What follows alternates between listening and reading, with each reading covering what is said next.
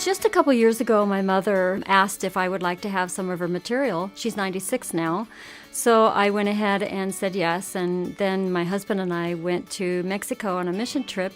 And we were helping build houses for the poor through a mission organization called Missions Ministries. And we noticed there were a couple orphans hanging around trying to help paint the house with us. So I realized I'd like to actually make some orphan quilts. I asked how many children were at the orphanage, and it wasn't 20 like I thought. It was 120. We have about 7 ladies on the team. Some of them sew, and they have sewing machines, and some of them found material for me, even on garage sales.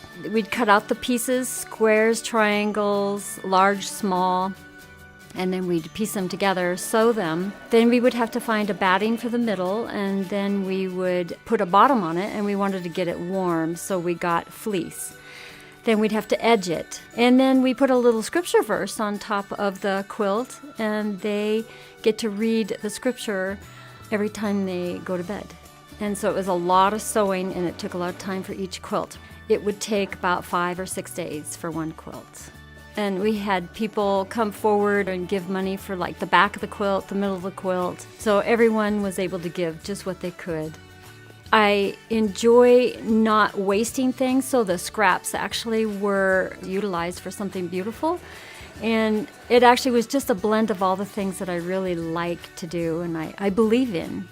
About last year, we took down 100 quilts to the orphans. When each orphan gets a quilt in Mexico, those things, those patterns, those words, the care that somebody gave them, that will stick with them the rest of their life, even if the quilt does not. It can become something that they can treasure for the rest of their life.